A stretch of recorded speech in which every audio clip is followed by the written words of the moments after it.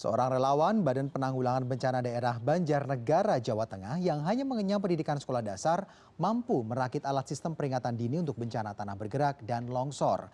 Alat yang diberi nama Elwasi ini telah dipasang di sejumlah tempat daerah rawan bencana tanah bergerak dan longsor.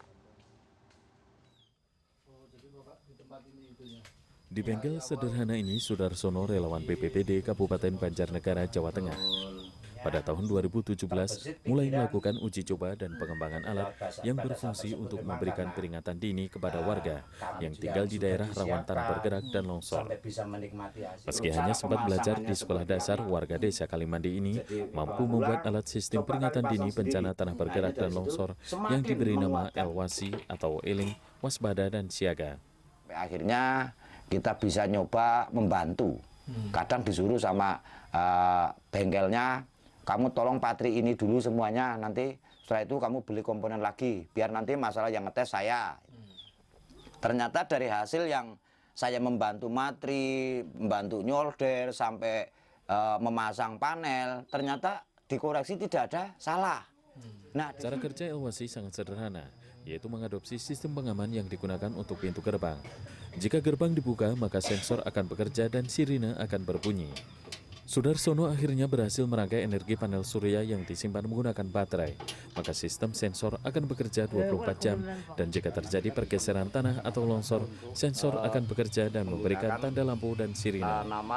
Nah, dari situ akhirnya kita kait-kaitan, kita kembangkan. Yang tadinya untuk pengaman pintu gerbang, dikala pintu gerbang ini dibuka, alat itu akan berbunyi.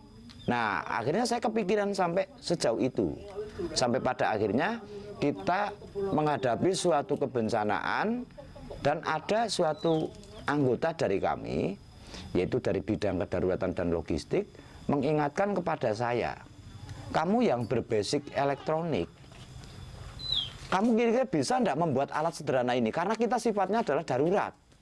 Terserah bentuknya kayak apapun, sesederhana kayak apapun, yang penting adalah fungsinya untuk memberi tanda, memberi sinyal sebelum bencana itu menelan korban.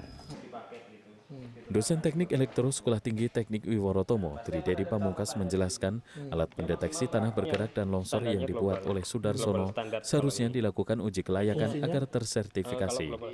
Setelah mendapat sertifikasi uji kelayakan baru bisa digunakan atau dipasarkan karena untuk memastikan alat tersebut bekerja dan terukur. Sebelum itu dijual bebas, misalkan dia dikomersilkan, itu harus melalui pengujian itu. Jadi harus diuji. Siapa karena nanti ada yang bertanggung jawab kan. Siapa tuh yang bertanggung jawab mensertifikasi alat tersebut gitu. Contoh kalau kita alat ukur itu kan ada standarnya. Termasuk helm kan kita punya standarnya juga. Nah, alat-alat seperti itu juga harus ada standarnya. Contoh kalau untuk ke BMKG termasuk kayak gempa, kemudian tsunami, kemudian tanah longsor, itu kan kewenangannya meteorologi dan geofisika.